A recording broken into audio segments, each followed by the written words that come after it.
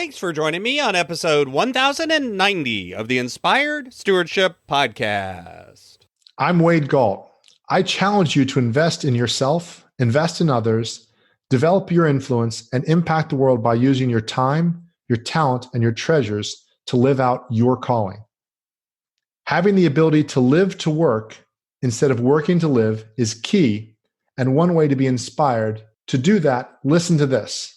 The Inspired Stewardship Podcast with my friend, Scott Mader. Sure, there are some best practices and there are some things that are good rules of thumbs that work the best in most situations. But at the same time, personal finance is very personal. And if you don't recognize that and recognize that you need to examine your own personal beliefs and how you interact with money, then you'll never really make changes in your money behavior. Welcome and thank you for joining us on the Inspired Stewardship Podcast. If you truly desire to become the person who God wants you to be, then you must learn to use your time, your talent, and your treasures for your true calling. In the Inspired Stewardship Podcast, you will learn to invest in yourself, invest in others, and develop your influence so that you can impact the world. In today's episode about developing your influence through stewarding your treasures, I talk with you about three main influences of your money behavior. I share what you can do to recognize these influences on your life, and I also share some tips on what you can do to improve those influences over time. As we talk about stewarding your treasures, wouldn't it be great if you could support this podcast and do it without costing yourself an extra dime? Turns out you can. All you have to do is use inspiredstewardship.com/Amazon when you're ready to make a purchase via Amazon, and a small commission will come back to support the show. If you enjoy the show when you're ready to buy from Amazon, just use inspiredstewardship.com/Amazon. Just like every area of your life, the way you behave with money has influences that act on you and that you act on. The truth is, when you think about your money behavior or your money habits, the things that you do with money that oftentimes you don't even think about, you have these patterns about spending and saving, investing, budgeting that often come from your family of origin, that come from past events, that come from building up habits over time that now you think that action is the only way that you can behave with money. And the truth is, they come from three main areas: your family, the media, and our. The truth is, how we relate to our money is deeply affected by our family, by the way we grew up. Not just I grew up rich or I grew up poor, I grew up middle class, but even how did your parents talk about money?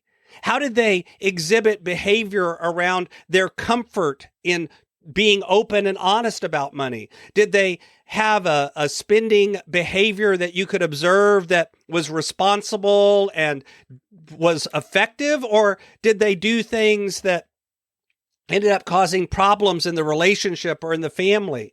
Did you witness a place where there was a lot of positivity around debt and taking on loans and living beyond your means? Or was it a family that lived well under their means?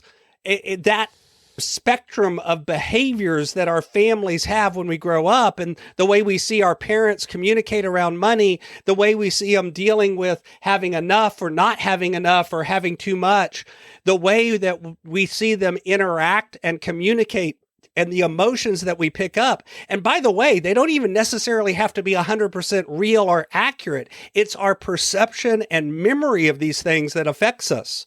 Similarly, the media has an effect on us because we see commercials and TV and marketing and all of these things in movies and television, social media, all of these things that are geared towards consumerism, towards the idea of having beautiful homes, nice cars, new things, best clothing, all of these things. And they emphasize that to be successful, you have to have the latest and greatest of everything.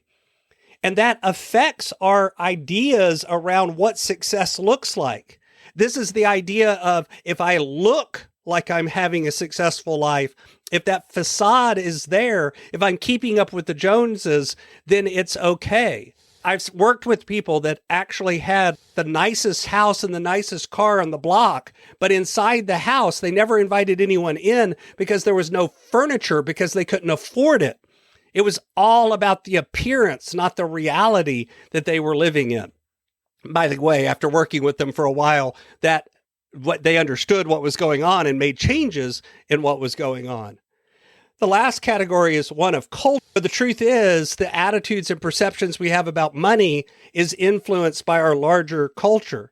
If you're in the U.S., you've grown up in a culture of consumption and a culture of buy now, pay later, and you only live once. That's true in other parts of the world as well. But then there are other places where the cultural norms around money and consumption are completely different. And so where you grew up and the culture you're immersed in, much like your family and the media, affects how you behave with money. So when you look at these areas, again, what can you do to recognize these influences?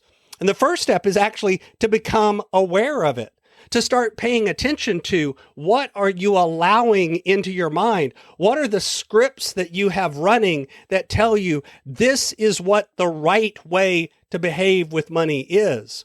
Anytime you find yourself talking about this is the only way or the best way or the perfect way, you want to challenge that and make sure that's not an assumption, but that's actually something that beyond just habit, beyond just it's always been this way.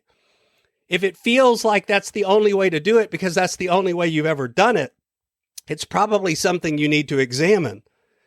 And what you can do is over time, as you begin to identify areas where there's limiting beliefs and areas where there's these habits and these beliefs that have built up over time, you begin to break them down and ask, what if that wasn't true?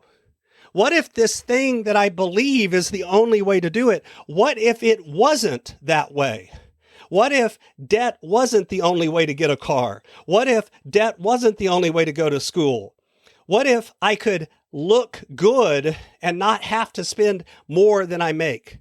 What if I could get a better job? What if I could learn a new way of behaving with money that's different than the way my parents did and improves the communication I have with my spouse? This is one of the reasons that working with a coach can be so helpful in these areas, because the coach is outside of your situation. They aren't emotionally connected to the beliefs and the habits. Plus, if there's someone that's been doing it for a while, like I have, I've been exposed to a lot of different beliefs and a lot of different habits from a lot of different people. And I no longer think that there's only one way to do it, that there's one perfect way. Sure, there are some best practices and there are some things that are good rules of thumbs that work the best in most situations. But at the same time, personal finance is very personal. And if you don't recognize that and recognize that you need to examine your own personal beliefs and how you interact with money, then you'll never really make changes in your money behavior. Thanks for listening. Thanks so much for listening to the Inspired Stewardship podcast. As a subscriber and listener, we challenge you to not just sit back and passively listen, but act on what you've heard and find a way to live your calling. If you like this episode on the stewardship of treasures, you can sign up for our treasures tips by going to inspiredstewardship.com/treasures or text in the US 44222 treasures tips. And we'll send you 5 weeks of our best tips on stewarding your treasures. Until next time, invest your time, your talent, and your treasures. Develop your influence and impact the world.